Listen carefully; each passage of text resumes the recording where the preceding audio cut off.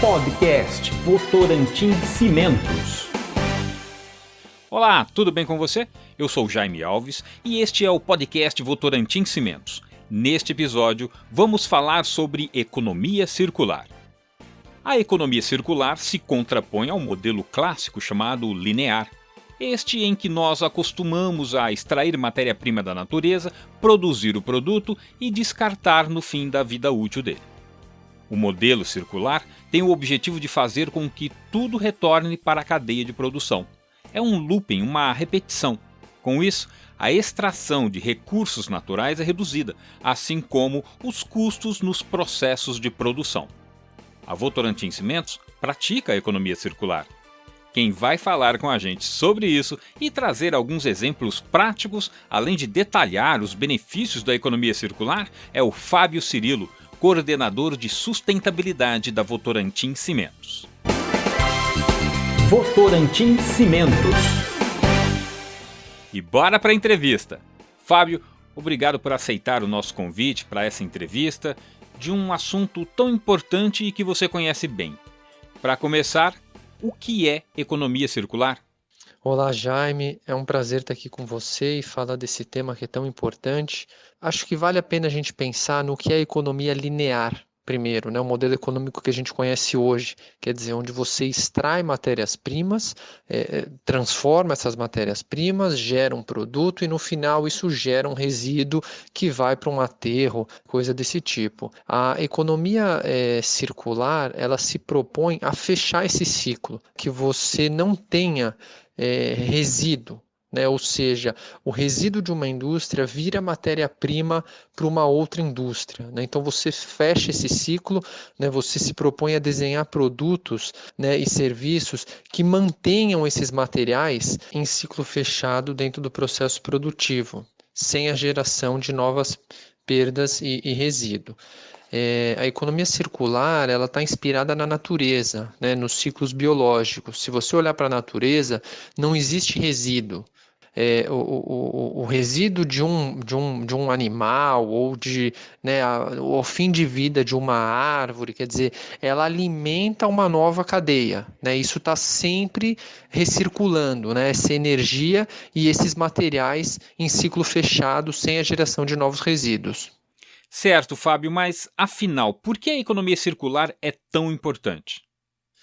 Então, Jaime, a economia circular ela é tão importante assim porque ela é uma forma de a gente criar qualidade de vida, produzir riqueza sem agredir o meio ambiente. A forma linear como a gente tem trabalhado tem causado efeitos bastante catastróficos sobre o planeta. Ok, agora vamos trazer mais perto da gente esse tema. Por exemplo, é possível praticar a economia circular em casa? Nos dê exemplo, por favor, Fábio. Olha, Jaime, sem dúvida, essa é uma pergunta importantíssima. A gente precisa refletir um pouco sobre as nossas ações do dia a dia. A gente tem a impressão de que o lixo que a gente coloca para fora, ele desaparece. E aí a gente tem que fazer essa reflexão de que não existe fora, né? Não existe jogar fora. Esse lixo ele está indo para algum lugar, né? Ele está gerando impacto importante no meio ambiente. Então, eu acho que não existe uma fórmula pronta de como você pode, né, reduzir o seu impacto, né, e trabalhar a questão de economia circular, mas eu acho que o principal é a gente se incomodar com o desperdício. Você se incomodar com o desperdício de água quando você está lavando louça, né? Você se incomodar com o desperdício de matéria-prima quando você está comprando um produto e ele tem muita embalagem. Então, será que dá para evitar isso? Eu, particularmente, coloquei um desafio de quantidade de lixo que eu posso gerar por mês. E aí eu vou criando soluções para conseguir atender essa meta, né? Por exemplo, eu vou na feira, vou no mercado, eu levo minha sacola. Até os saquinhos para embalar o tomate, a cebola, os materiais que eu compro a granel, eu tenho levado de casa. Volto com o saquinho, quando eu vou no mercado, eu levo minha sacola retornável e levo os saquinhos para completar de novo com esses produtos. Uma outra prática também que eu tenho adotado é cada vez buscar consumir os alimentos de uma forma integral. Tenho aprendido muito com a internet, assim, por exemplo, né, inclusive em termos nutricionais, né? Por exemplo, a casca da banana tem 4 vezes mais potássio do que a própria banana. Dá para fazer bolo de casca de banana, dá para fazer suco com a casca do abacaxi, né? Os talos, eu tenho procurado usar tudo, né? Aproveitamento integral dos alimentos, reduzir o consumo de carne também, que tem um impacto importante no meio ambiente. Dá preferência, quando eu vou comprar uma cerveja, uma coisa, dá preferência para as latas de alumínio, que tem um índice de reciclagem muito alto. Evitar os descartáveis ao máximo, né? Eles trazem bastante comodidade para o dia a dia, mas é um problema grande. A gente vivia sem os descartáveis, a gente tem que buscar né, soluções criativas aí para evitá-los. E uma outra coisa também é sempre repensar, né? Será que eu preciso de fato desse novo produto que eu vou comprar, desse meu uso de roupa, será que de fato eu preciso, né? E eu tenho feito um exercício também de comprar, além dessa reflexão, né, de quando realmente eu preciso comprar alguma coisa, buscar um material usado, por exemplo. Hoje tem sites incríveis, né, de plataformas onde permite isso, né, a venda de produtos. Então eu acho que esse é um bom caminho para a gente começar. Ô Fábio, pode ser que o nosso ouvinte esteja pensando agora: eu faço reciclagem na minha casa, então eu estou praticando a economia circular? É assim, Fábio? Tá certo pensar dessa forma ou não tem nada a ver? Essa questão da reciclagem ela é muito comum, Jaime. Eu diria que sim, tá? Existe bastante discussão sobre esse tema, porque o mundo ideal, né, você pensar um produto, né, um processo produtivo para que ele não gere resíduo, para que você não tenha perda nesse processo. A reciclagem, né, ela parte do pressuposto que você já tem o resíduo. E aí, já que você não tem o que fazer com ele, você encontra uma nova vida. A questão, né, da reciclagem é que você acaba perdendo propriedade do material. Quando você recicla um plástico, ele não tem a mesma propriedade mecânica, né, e durabilidade, assim por diante, de um plástico virgem. Então ele vai perdendo propriedade. Você sempre precisa de um volume de matéria virgem para que esse material possa ser reutilizado. Então, assim, ela é uma boa prática, a gente tem que fazer de fato, né, a questão da reciclagem, mas ela seria a última alternativa, né? Eu preciso pensar primeiro em não gerar aquele resíduo, em diminuir aquele resíduo, em maximizar meu processo produtivo e, em último caso, se de fato aquele resíduo existe, pensar em reciclá-lo. Pensar em incorporar de novo ele num novo ciclo e de uma forma que eu consiga garantir ao máximo que a qualidade desse material, né, o valor desse material se preserve. Ô Fábio, como se dá a economia circular numa grande empresa? Por exemplo, a própria Votorantim, ela já tem práticas sustentáveis robustas. Uma delas é o coprocessamento, iniciado há 30 anos na fábrica de Rio Branco do Sul, no Paraná. O coprocessamento está muito alinhado com o conceito e as práticas da economia circular, Fábio? Mas antes de responder, por favor, explica o que é coprocessamento. Olha só, Jaime, para a gente explicar de uma maneira bem simples o que é o coprocessamento, a produção de cimento ela tem um consumo alto de energia, né? A gente opera um forno a mais ou menos 1.500 graus para produzir o cimento. E para isso a gente consome um volume grande de combustível. O coprocessamento é o substituir esse combustível fóssil, que no nosso caso é o coque de petróleo, por um combustível alternativo. Isso significa algum tipo de resíduo. Então, resíduos industriais perigosos que de outra forma iriam para um aterro, né, e corre o risco, né, por mais que você tenha um controle, corre o risco disso vazar, um dia contaminar um lençol freático, né, contaminar o solo. Então, no forno de cimento, a gente acaba destruindo completamente esse resíduo e substituindo o combustível fóssil que eu usaria. Esse é só um exemplo, a gente costuma usar bastante pneu no fim de vida, né, desse material, resíduos de biomassa, né, a gente tem um exemplo muito interessante no norte aqui do Brasil, uma fábrica que fica em Primavera, que a gente usa o caroço do açaí. O Pará é um estado, um grande produtor, exportador de açaí, e a gente usa basicamente só a polpa. E o açaí, 80% da fruta em massa é caroço. E esse caroço ele sobra, ele acaba indo parar no leito do rio, acaba indo parar em aterro, gera metano, tem uma série de questões.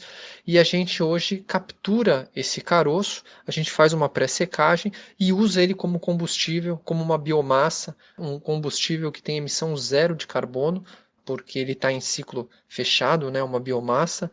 Então, isso tem um potencial muito grande. Nessa fábrica do Pará, a gente tem usado umas 70 mil toneladas de caroço por ano, o que, se a gente considerar a emissão evitada pela redução do combustível fóssil e também o metano que seria gerado na degradação desse caroço no meio ambiente, a gente está falando de economizar umas 200 mil toneladas de CO2 por ano. Para te dar uma noção, né, ordem de grandeza, assim, a gente, como Votorantim no mundo, a gente consome cerca de 1 milhão de toneladas de resíduos e transforma isso em combustível e substitui o combustível fóssil. Como eu disse, é uma prática super interessante em termos de economia circular, né? Revalorizar essas matérias-primas, pelo menos como uma reciclagem energética. Mas, Fábio, ao queimar resíduo no forno, não vai gerar também emissões? De fato, né, você tem uma geração de emissão, mas ela é sempre menor do que a geração do combustível fóssil, que é o combustível principal, né? Inclusive, quando a gente licencia uma fábrica para fazer o coprocessamento, os limites que o órgão ambiental coloca, eles são menores do que uma fábrica que não faz coprocessamento. Então, a gente tem limites de emissão mais baixos, né, o que garante de fato que essas emissões elas vão ser menor do que o caso base com o combustível fóssil. E ainda ele não gera novos resíduos, né? Mesmo a cinza dessa queima, né, ela é incorporada no produto, no cimento, né? A temperatura é tão alta que ela acaba sendo incorporada e você não tem geração nenhuma de novos resíduos a partir desse processo. Seguindo agora aqui a nossa entrevista, e para termos uma ideia, Fábio, do estágio ou do status do processo de economia circular na Votorantim Cimentos, quantos por cento você diria que já é aplicada na empresa atualmente? Aliás, é possível falar em economia circular 100%? Olha, são duas perguntas em uma só, viu, Fábio? A gente tem alguns índices, Jaime, que pode ajudar a gente a entender em que ponto que a gente está.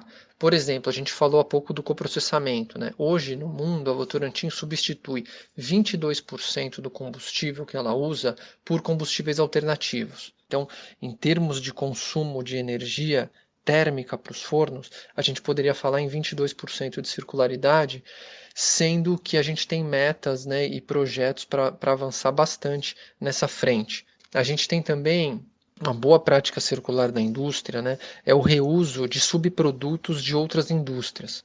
Para te dar dois exemplos, né, a indústria siderúrgica, ela gera escória, né, que é um material que até pouco tempo atrás ele não tinha uso, também acabava indo parar em aterro. Hoje, né, a indústria cimenteira ela consegue fazer uso desse material incorporando ele no cimento, né? Ele traz características importantes para o cimento, né? Não mexe na qualidade, dependendo da aplicação, muito pelo contrário, ele vai até aumentar a durabilidade, resistência a ataque químico que esse cimento pode ter, tá? Esse concreto. Então, são materiais que ganham uma nova vida na produção de cimento, né? A mesma coisa acontece com cinzas das termoelétricas, que também antes eram enviadas para aterro e hoje a gente consegue incorporar ela no nosso processo produtivo, né? Então, é um resíduo que vira um produto de novo na indústria do cimento. Hoje, a gente fala que a gente tem no nosso cimento, globalmente, um fator clinker de 74%. Ou seja, 74% do nosso cimento é clinker, é esse material que passou pelo forno e que tem todo esse impacto para ser produzido. O restante, eles são materiais que são reaproveitados, né? Boa parte desses 26% são escórias, são cinzas que estão sendo reincorporadas no nosso processo produtivo. O Fábio falou aí de clinker. O clinker é o principal ingrediente do cimento. Os minerais que formam o clinker reagem quando entram em contato com a água, formando uma pasta endurecida. Este é o papel do clinker, mas ele é um material nobre, produzido a altas temperaturas, em torno de 1450 graus Celsius, o que demanda a queima de grandes quantidades de combustível. O clinker também é obtido a partir do calcário e da argila, dois recursos naturais. Por isso, a Votorantim Cimentos busca alternativas para substituir o clinker, e é isso que o Fábio falou.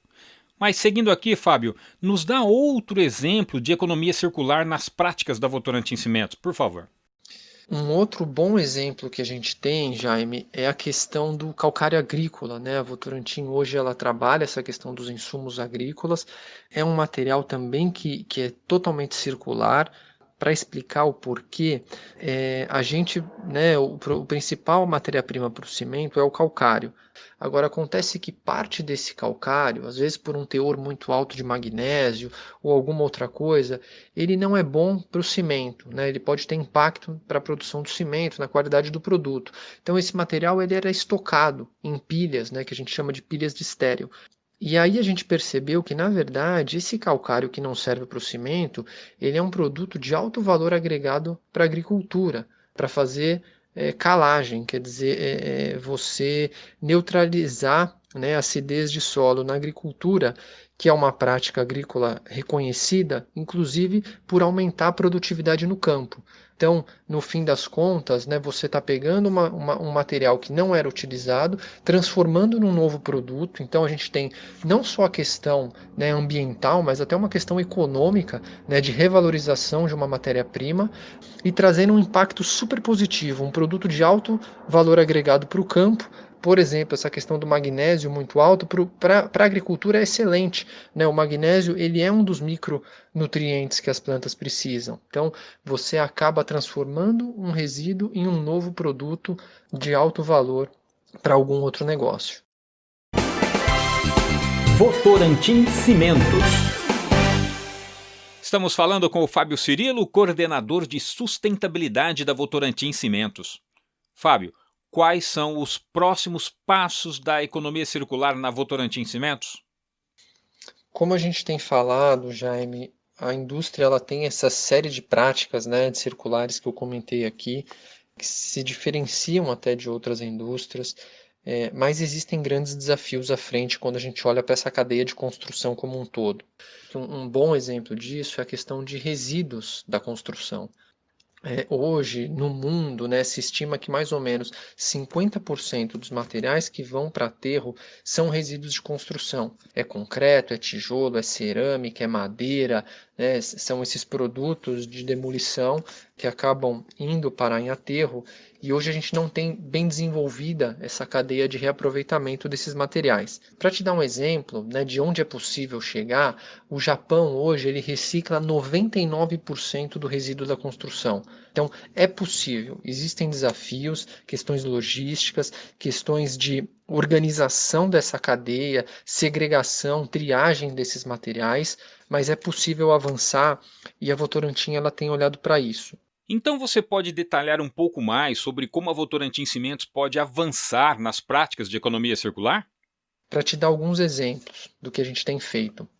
Um primeiro é a questão do nosso próprio resíduo de concreto, né? Quer dizer, quando uma betoneira, um caminhão que entrega concreto, ele vai à obra, por vezes ele volta com volume de material ainda dentro do balão da betoneira. Seja um material que o cliente comprou a mais e não usou, seja um material de fato que está só ali impregnado de fato no balão, e a gente tem a prática de reutilizar esse material. O que a gente faz é, se esse material ele ainda não começou a endurecer, existem aditivos químicos que a gente pode colocar nesse material e reaproveitá-lo num novo traço de menor resistência para garantir que você continue e mantenha a qualidade total do produto que a gente está oferecendo. Essa prática ela não interfere em nada na qualidade. A gente, se esse produto de fato reagiu e poderia influenciar em qualidade, o que a gente faz é lavar esse material e recuperar os agregados que estão ali dentro. Então, toda a parte da brita, tudo isso pode ser recuperado e utilizado novamente. E quando realmente nem essa prática é possível, a gente pode deixar esse material endurecer, britar e utilizar novamente como um agregado reciclado. Essa é uma prática que a gente tem avançado não só no Brasil, mas no mundo. Tá? Inclusive, a gente está definindo metas aí para que isso avance, né? É uma questão também econômica, né? De não gerar esse resíduo. Na verdade, a gente estaria perdendo um material importante, tá? E o que mais a Votorantim Cimentos tem feito para viabilizar o uso de agregado reciclado, Fábio? Além disso, como empresa, a gente tem buscado, né, a gente tem trabalhado na norma de concreto, né, na revisão da norma de concreto para possibilitar o uso de agregado reciclado. É uma questão que já está mais avançada na Europa, no Japão, como eu disse, aqui no Brasil você ainda tem limitações para usar agregado reciclado no concreto, então a gente acha que esse é um passo importante para começar a fomentar essa cadeia. As construtoras elas estão cada vez mais interessadas nisso, principalmente pela questão de certificação, né? As certificações que existem hoje no mercado de construção, né, de sustentabilidade, elas premiam o uso de matérias-primas com conteúdo reciclado. Esse é um driver importante para a indústria. A gente tem olhado também, pesquisado alternativas, por exemplo, para transformar resíduo de construção em areia para os nossos produtos, para uma argamassa industrializada, por exemplo. Então, existem muitos desafios nessa cadeia, mas existem também muitas oportunidades e realmente essa para a gente é a nova fronteira de circularidade que a gente quer avançar. Fábio, nós estamos falando aqui de economia circular, de sustentabilidade e, portanto, do futuro do planeta. Do que nós, seja você, eu, os nossos ouvintes, as empresas e os consumidores em geral, do que todo mundo precisa saber ou fazer para contribuir com o avanço do modelo de economia circular? Olha, Jaime, obrigado por trazer essa reflexão. Importantíssimo esse ponto que você está trazendo. A gente, como sociedade, precisa de fato começar a olhar para o impacto dos produtos que a gente consome. Sempre por trás de um produto existe uma cadeia produtiva, né? Quando a gente olha esse conceito de pegada, um número que me chamou muita atenção recentemente foi a pegada hídrica, por exemplo, de um bife. Pouca gente imagina, né, que possa ser possível que para produzir 1 quilo de carne são necessários 28 mil litros de água.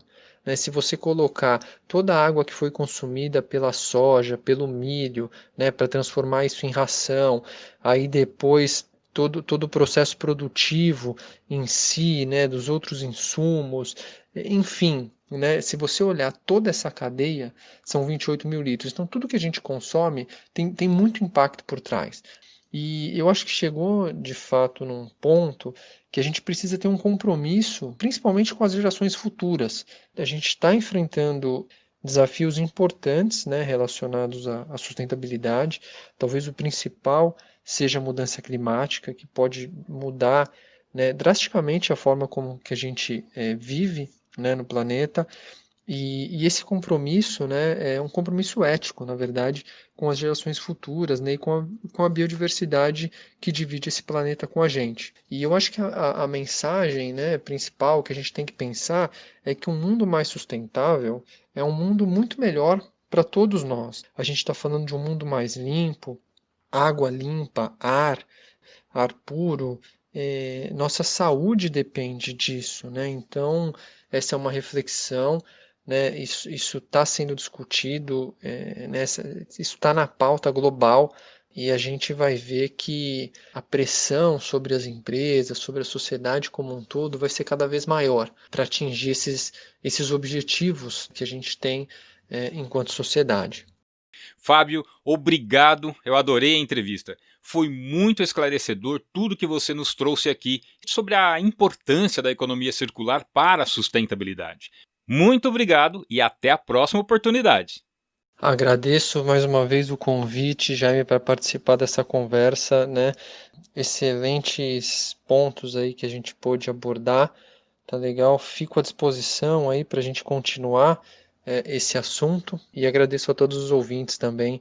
Espero que tenha de alguma forma contribuído com essa conversa, com essa discussão. Um grande abraço. Votorantim Cimentos. Este foi o 6º episódio do podcast Votorantim Cimentos. Conversamos com o Fábio Cirilo, coordenador de sustentabilidade da empresa. O tema foi economia circular. Obrigado pela sua audiência e até a próxima edição. Você ouviu? Podcast Votorantim Cimentos.